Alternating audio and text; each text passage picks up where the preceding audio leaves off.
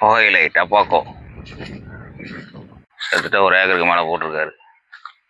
புகழையை பொறுத்த வரைக்கும் பிரச்சனை எது வந்துடாது.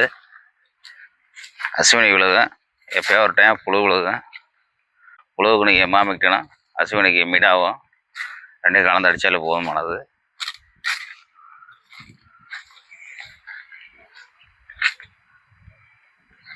செம்புக்கொல்லிக்கு வந்து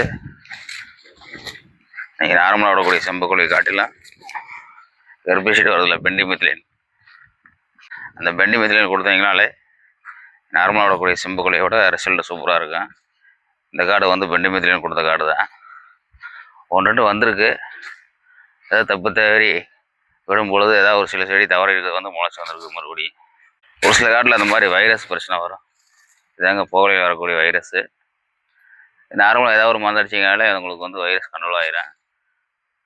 இந்த காட்டில் பெரும்பாலும் வைரஸ் கிடையாது, நல்லா தான் இருக்குது. பல வீடியோக்கள் நான் சொல்லியிருக்கேன், நியூட்ரியன்ட் போட்டாக்குறதுனால தான் வைரஸ் வருது அப்படின்னு. இவர் வந்து மாட்டு சாணிகள் நிறையா கொடுப்பாரு, காடை வந்து ஆற போட்டு தான் விவசாயம் பண்ணுவார். அதனால் இந்த காட்டில் வந்து ரொம்ப ரேர், 99% வைரஸ் கிடையாது. இது வெட்டக்கூடிய தருணத்தில் இருக்குது. போல நல்லா அகலமாக வந்திருக்கு. புகையிலையில் நல்லா அகலமாக வந்து சைனிங், அதாவது ரேட்டு அதிகமாக போகும். இந்த சைனிக்கு வந்து ஒரு சில பேர் ஆள்கால் தெளிப்பாங்க. ஆள்கால் கண்டோட சில மருந்துகள் வருது, அதை வாங்கி கூட நீங்கள் தெளிச்சிக்கலாம். எவ்வளோ அழகமாக இருக்கு பாருங்க. எந்த அளவுக்கு சைனிங் இருக்கோ அந்தளவுக்கு ரேட் இருக்கும். அந்த சைனிக்கு வந்து ஒரு சில பேர் ஆள்கால் அடிப்பாங்க.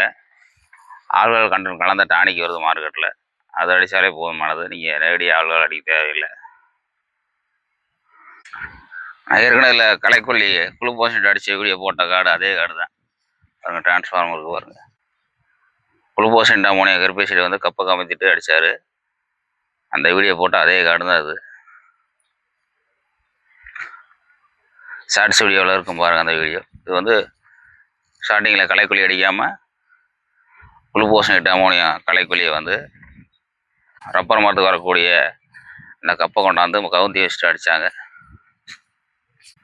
அந்த கார்டு தான் நீங்கள் பார்க்கக்கூடிய அந்த கார்டு.